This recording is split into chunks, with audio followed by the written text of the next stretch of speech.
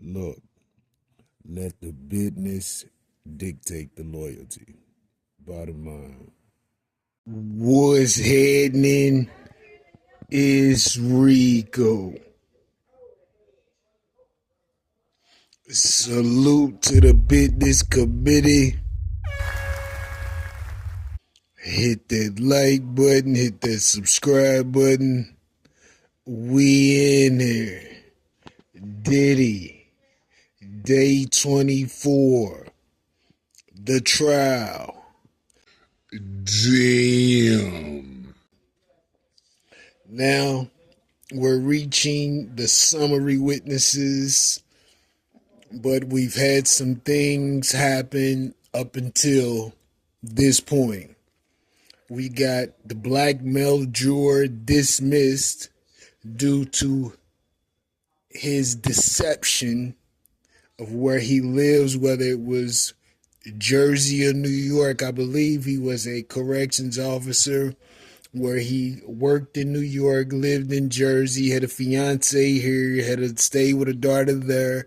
It was just inconsistent. They got rid of Doggy. Now it's only one black male juror left that replaced the one that was dismissed with a 57-year-old white male. That could hurt Diddy, who knows? But they speak about how they've been diverse with the jury selection, and they think that that is something that they can pat themselves on the backs for because they've done so and executed absolutely. Next, they speak of Miss KK, who continues to pop up in conversations, texts, etc. They speak about how she was in contact with Jane Doe, aka 50 Cent's BM, allegedly speaking to her in regards to Puff Daddy, putting pressure on her to do things that he would like because he threatened to release those sex tapes to Jane Doe's baby father, aka 50 Cent, allegedly.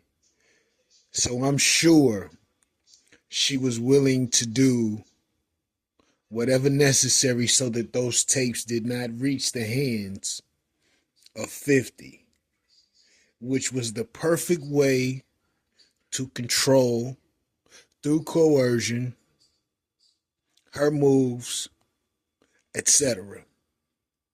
This may harm Diddy severely because it's a clear-cut case of what he's been charged with.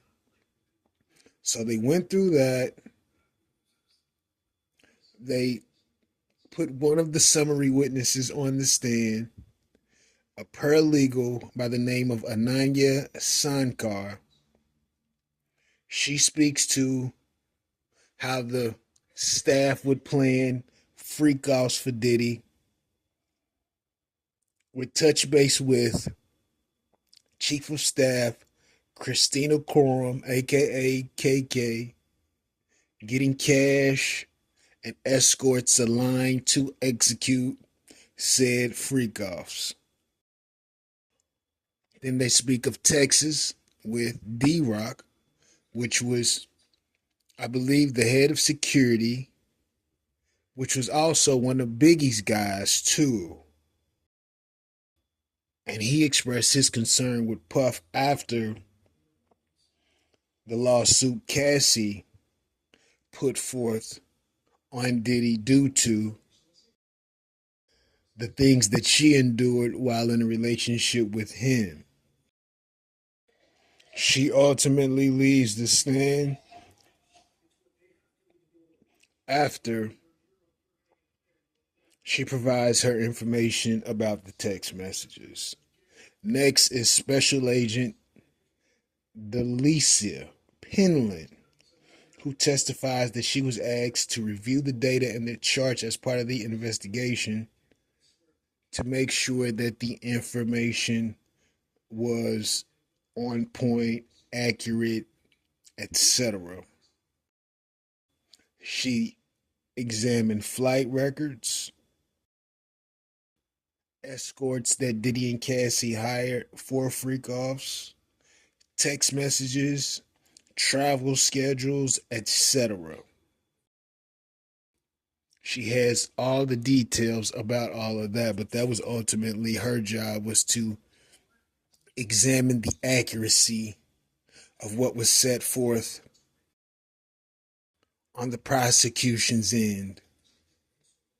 They have invoices, more messages, videos played under seal shown to the jury only, and then ultimately the jury was dismissed for the day. They got reactions from people who witnessed those freak offs, women who were appalled at what they saw, and others who laughed at what they saw. The Lord only knows what they saw. But ultimately, that is day 24 of the Diddy trial. They are summarizing what has been said and how that can be connected to the charges that have been put forth on Diddy. Now, will he get convicted? I'm almost willing to bet that he probably will. Now, will he do 20 years?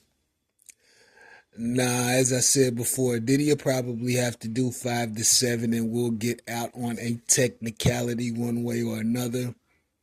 But they have to send a message.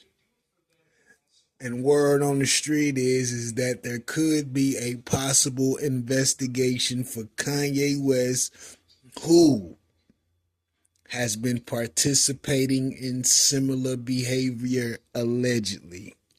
We will see how that goes. Let me know what you think about this in the comments. Rico, what the business is. 100.